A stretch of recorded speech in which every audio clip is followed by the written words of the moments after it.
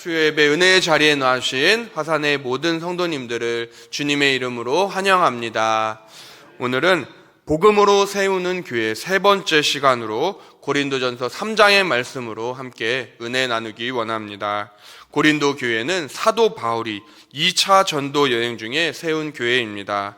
바울은 이곳에서 1년 6개월을 머물렀는데요. 순회 선교사인 바울에게는 이 3년 동안 머물렀던 에베소 교회 다음으로 굉장히 오랜 시간 머문 곳이라 할 수 있겠습니다. 그리고 바울이 세운 교회 중에서 양적으로도 가장 크게 부흥된 곳으로 알려져 있습니다. 어느 학자는 최소 2만 명에서 2만 5천 명 가량으로 교세를 추정하기도 합니다. 그러나 고린도전서를 읽어가다 보면 그들은 굉장히 영적으로는 미성숙했다라는 것을 금세 알 수 있습니다. 당파 싸움, 파벌 문제라든지 이방인 중에서도 행치 않는 근친상간, 이러한 성도덕의 문제라든지 교회 안의 갈등을 세상 법정으로 끌고 가서 행하는, 판결하는 모습 등 영적으로는 굉장히 어린 모습을 그들이 보여줍니다. 그래서 사도 바울 자신도 내가 너희를 대할 때 어린아이를 대하듯 하였다고 그가 고백합니다. 젖으로 먹이고 밥으로 하지 아니하였다고 고백합니다. 먼저 2절에 등장하는 젖은 구원의 기초 지식, 복음의 기초 진리를 의미합니다. 이어서 밥은 그보다 더 깊은 영적인 지식, 로마서와 같이 이 복음의 깊고도 심오한 진리, 세밀한 가르침을 가리킵니다. 신생아에게 단단한 음식 대신 부드러운 우유가 필요합니다. 어머니의 젖이 필요합니다. 고린도 교회 성도들이 그와 같았다라는 것입니다. 바울은 세상의 것으로 가득 차 있던 고린도 교회 성도들을 마치 어머니가 아기를 다루듯 복음의 기초적인 것부터 알려주었습니다. 젖부터 물렸습니다. 3, 3, 5 모여 편을 먹고 싸움을 하고 우상의 재물을 먹고 마시는 것으로 이 먹는 것 가지고 서로 정죄하고, 이러한 모습들은 사도 바울이 보기에는 그들은 아직 어리고 육신에 속한 자들이었습니다. 우리가 고린도전서를 읽으면서 꼭 한국 교회 이야기하는 것 같다, 꼭 우리 교회 이야기하는 것 같다, 꼭 내 이야기를 하는 것 같다라고 느끼는 것은 지극히 당연한 것입니다.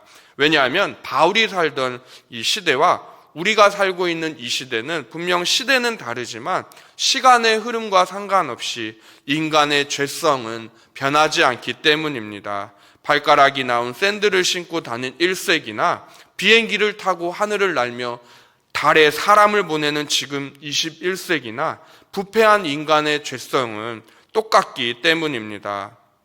그러므로 매주 수요 강단 고린도전서 강해를 통해 우리의 부패함이 드러나고 잘못된 모습은 하나님의 말씀으로 성령 안에서 교정되어 가기를 소망합니다. 우리 함께 오늘 함께 읽으셨던 오늘 본문 고린도전서 3장 4절과 5절을 이어서 다시 한번 합독하시겠습니다. 시작. 어떤 일은 말하되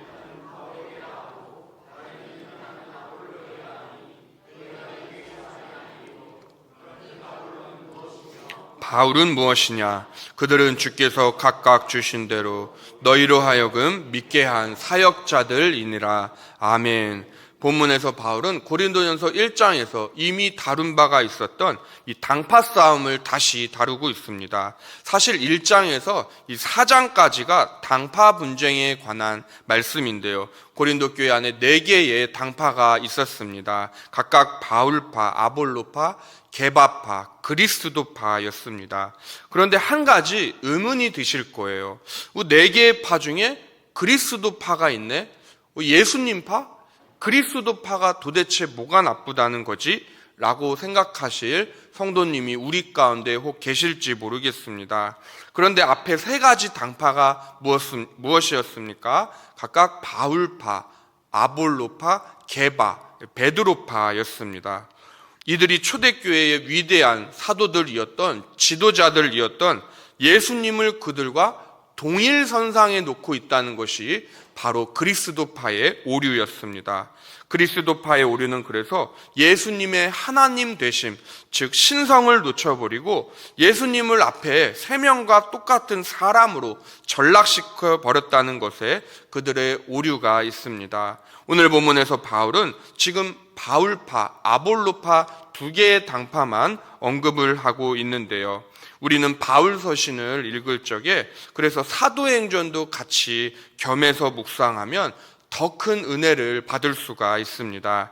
왜냐하면 사도행전이 바울 서신에 등장하는 교회들의 설립 배경을 제공해 주고 있기 때문입니다. 따라서 본문에 등장하는 이 아볼로라는 사람에 대해서도 이미 사도행전에서 정보를 제공한 바가 있는데요. 우리 다 함께 사도행전 18장 24절 25절을 함께 이어서 읽어봅니다. 시작. 알렉산드리아에서 난 아볼로라 하는 유대인이 에베소에 이르니 이 사람은 언변이 좋고 성경에 능통한 자라. 그가 일찍이 주의 도를 배워 열심으로 예수에 관한 것을 자세히 가르치나 요한의 세례만 알따름이라. 아멘.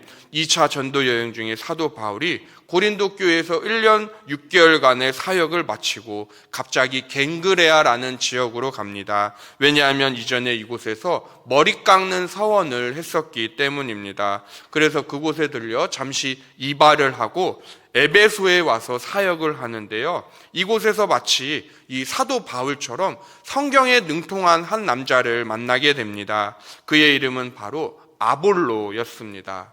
그 알볼로 피자 있지 않습니까? 저는 그 알볼로 피자가 아볼로 피자인 줄 알았습니다. 이전 사역하던 교회에서 그 L이 간판에 없었거든요. 그래서 아볼로 피자, 포장하시면 4,000원 할인. 참고로 저는 알볼로 피자 수원 정자점으로부터 홍보비를 단 1원도 받지 않았습니다. 그런데 성경은 그가 요한의 세례만 알따름이었다고 말씀하고 있습니다. 즉 물 세례는 아는데 성령 세례에 대해서는 그가 전혀 몰랐다라는 것입니다. 성령에 대해서 아볼로는 문외한이었습니다. 오늘날 교회 안에서도 마찬가지입니다. 성령을 모르는 목회자와 성도가 참 많이 있습니다. 성령을 언급하면 신비주의자라고 말하는 꽉 막힌 분도 저는 보았습니다.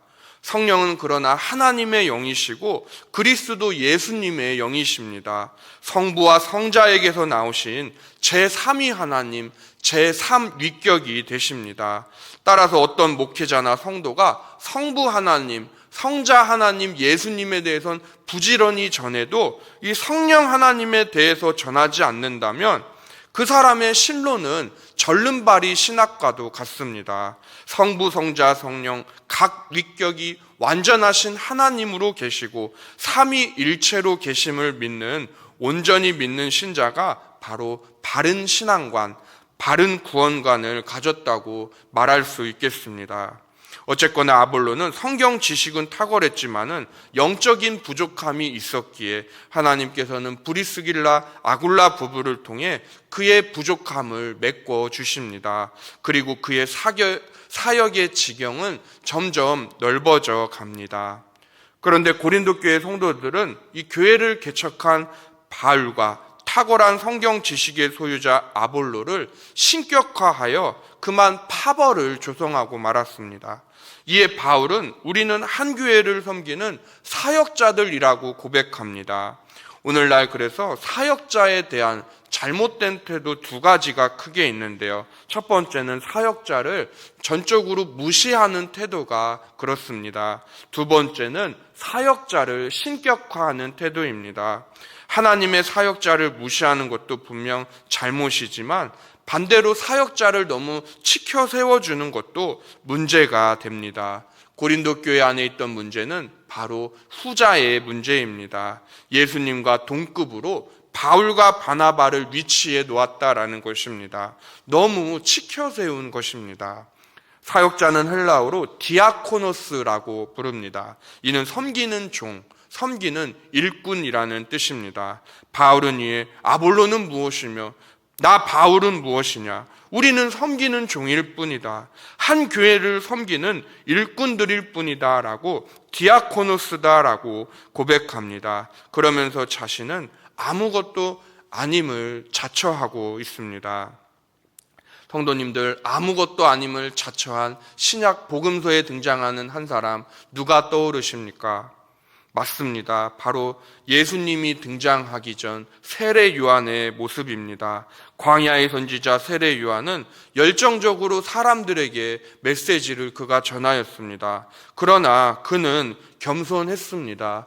내 뒤에 오시는 이분 나보다 능력이 더 많으시니 나는 그의 신발끈을 풀기도 감당할 수 없다고 고백하였습니다. 사실 우리에게 필요한 점이 이러한 모습입니다. 우리는 내가 없어도 우리 교회는 돌아갑니다 라고 하는 겸손과 내가 없으면 우리 교회는 안 돌아갑니다 라고 하는 열정, 이 두 가지의 태도를 가지고 주님의 전을 섬겨야 합니다. 간혹 참 겸손하신데 이 열정이 없는 분들을 봅니다. 반대로 열정은 있으신데 겸손하지 않은 분들이 있습니다. 세례 요한은 열정과 겸손, 이 두 가지 모두를 겸비한 참 하나님의 사람이었습니다. 그리고 그가 말합니다. 나는 물로 세례를 베풀었으나 내 뒤에 오시는 이는 불과 성령으로 너희에게 세례를 베풀 것이요. 자신의 사역은 본격적으로 임할 그리스도의 사역 앞에 사라지는 소리임을 명백하게 그가 겸손하게 고백합니다. 오늘날 한국교회 안에 왜 수많은 당파 싸움과 분쟁이 있습니까? 요한처럼 자신은 아무것도 아님을 겸손하게 내려놓을 줄 아는 자세가 부족하기 때문이 아니겠습니까? 저마다 자신의 기득권을 주장합니다. 교회의 주인이 자신이라고 깃발을 흔들어댑니다. 한국교회 내에 수많은 목회자가 그러하고 당회가 그러합니다. 남전도회가 여전도회가 3, 4 모여 안에서 모여 자신들이 교회 지분의 몇 %를 가지고 있다고 주장합니다. 그러나 바울은 고린도 교회는 나의 것도 아니요 아볼로의 것도 아니요 오직 하나님의 것이라고 그가 고백합니다. 그리고 교회의 성장도 하나님이 하셨다라고 그가 고백합니다. 나와 아볼로는 아무것도 아니다 라고 고백합니다. 나는 심고 아볼로는 물을 주었으되 이 교회를 자라게 하신 것은 하나님이시라고 그가 분명하게 고백합니다.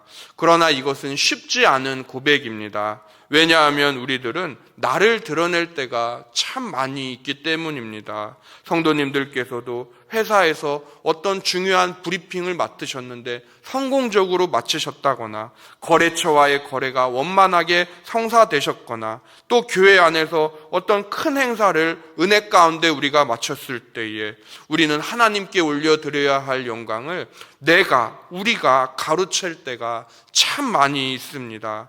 정작 말은 오직 하나님께 영광, 하나님께 올려드립니다라고 고백하지만 내가 이렇게 수고하고 시간과 공을 들였다고 나 좀 알아봐 달라고 우리는 나팔을 붑니다. 그래서 바울은 오늘 농사라는 그림 언어를 사용해서 고린도 교회의 성장은 하나님이 일구셨다고 고백합니다. 농부가 씨앗을 심고 물을 주어도 결국 날씨가 좋지 않으면 그의 농사는 망치는 것입니다. 날씨 외에도 또 참 많은 요소가 농사의 수확을 좌지우지하지요. 그런데 하나님 나라를 설명할 때 농사와 같은 그림 언어로 표현하는 것은 복음서에서 우리 예수님께서도 자주 즐겨 사용하시던 방법입니다. 오늘은 수요일 저녁인데요. 일 마치고 식사도 못 하시고 오늘 이 공예배에 나오신 우리 성도님들도 꽤 많이 계신 줄로 압니다. 그래서 사실 지금 또 출출하시고 졸렵기도 하실 텐데요. 그래서 그림 언어와 관련된 이 재미있는 것을 짧게 소개해 드릴까 합니다. 언어학자인 루트비히 비트겐슈타인이라는 사람이 있는데요. 그가 이런 말을 하였습니다. 루트비히 비트겐슈타인의 말입니다. 커피 향기를 인간의 언어로 표현하는 것은 불가능하다. 이해하셨습니까? 우리가 사무실에 들어왔을 때 누가 커피를 내리고 있으면 커피 냄새 그러지 않습니까? 그 향기가 도대체 무슨 향기냐라는 거예요. 된장 냄새입니까? 청국장 냄새입니까? 고양이 똥 냄새입니까? 커피 냄새. 그 커피 냄새가 무슨 냄새냐는 거예요.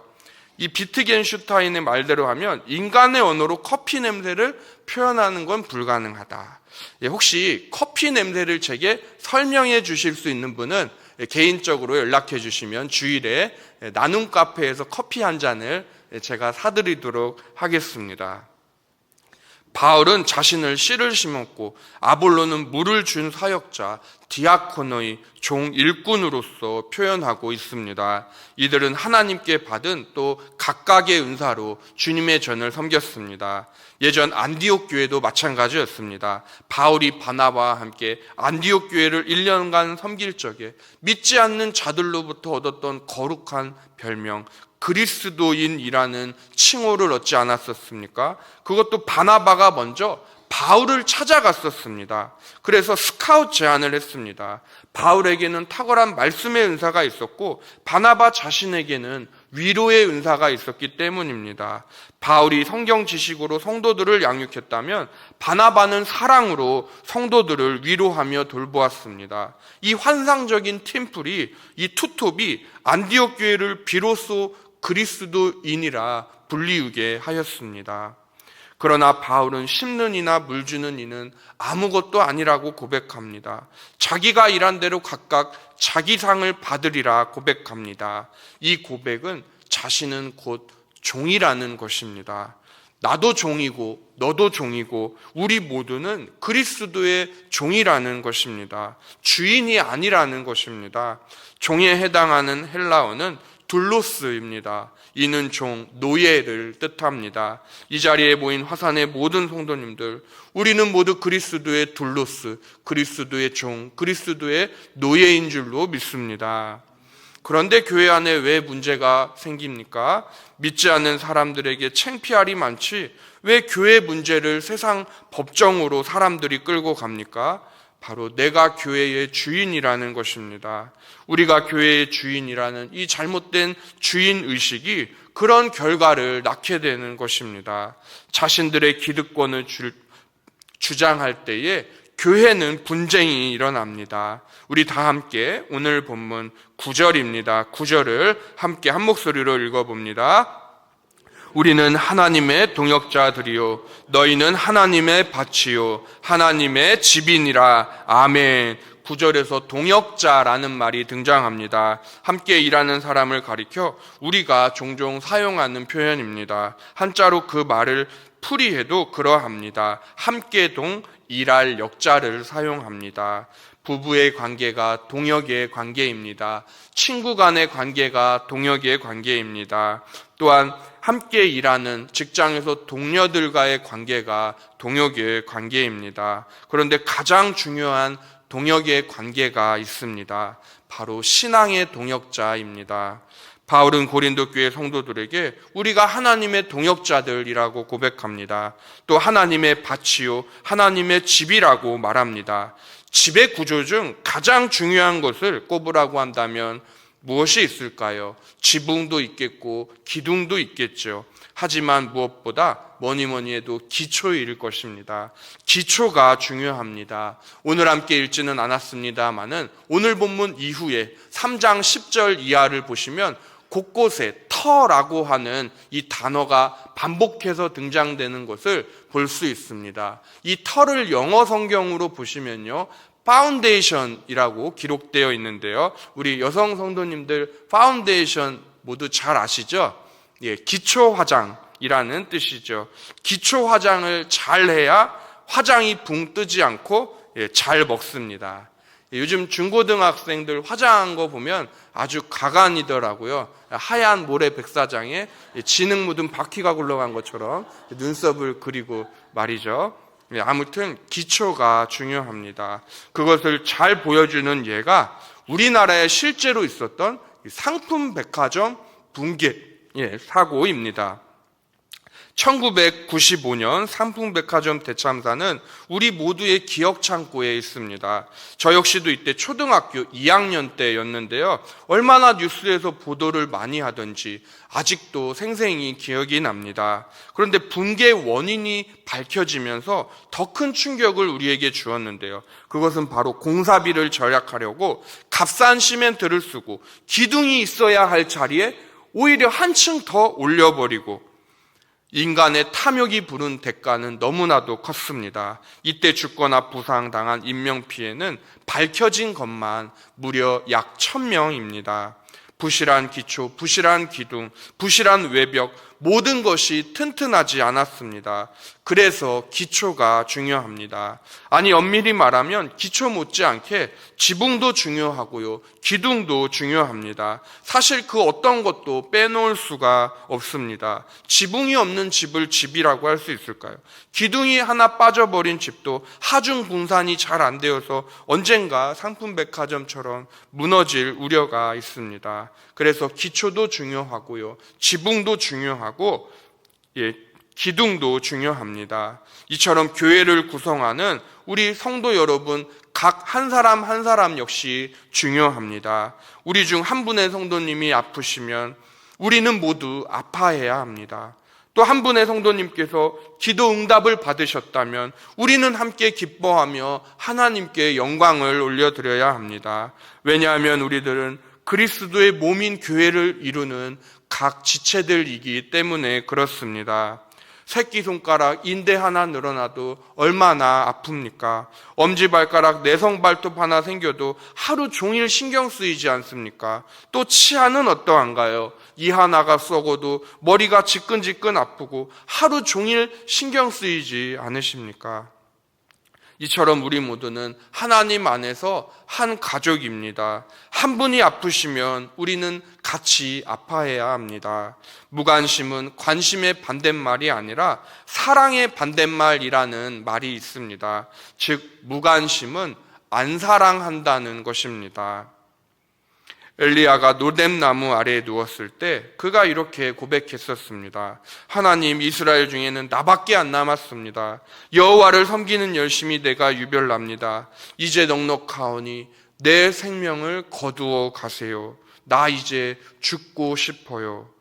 그러나 하나님은 이때 천사를 보내셔서 떡과 물을 공급해 주시며 네가 일어나 먹고 갈 길을 다 가라고 말씀하셨습니다. 그리고는 바알에게 무릎 꿇지 않는 7,000명이 있다고 알려주시며 결코 엘리야는 혼자가 아님을 일깨워 주셨습니다.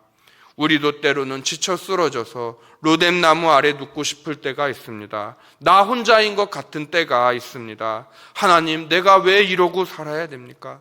내가 왜 이런 대접을 받아야 합니까? 하나님, 나 죽고 싶습니다. 나만 주님을 열심히 섬깁니다. 내가 주를 섬기는 열심히 유별납니다. 라고 고백합니다. 그러나 사실 이 고백 속에는 우리 자신의 교만함도 같이 섞여 있습니다. 영적인 우월감도 있습니다. 하나님은 그렇게 고백하는 우리에게 바알에게 무릎 꿇지 않는 7천의 동역자가 있다고 알려주십니다. 사랑하는 수원화산교회 성도 여러분, 우리는 결코 혼자가 아닌 줄로 믿습니다. 우리 주님이 우리와 함께 하시고 또 옆에 앉아 계신 수원화산교회 모든 성도님들께서 이 시대 바알에게 무릎 꿇지 않는 7천의 성도님이신 줄로 믿습니다. 그러니 힘든 일이 있으시면 혼자 끙끙 앓지 마시고 또 기도 제목을 서로 셀에서도 나누시고 함께 기도하시기 바랍니다. 그리하면 두세 사람이 내 이름으로 모인 곳에 나도 그들 가운데 있다 말씀하신 주님께서 우리의 모든 기도에 들으시고 응답해 주시는 줄로 믿습니다. 이제 말씀을 정리하며 맺고자 합니다. 우리는 고린도 전서를 보면서 그 교회 안에 있던 문제만 바라보는 것이 아니라 바울이 그 문제를 어떻게 해결해 나가는지도 우리는 주의 깊게 살펴보아야 합니다.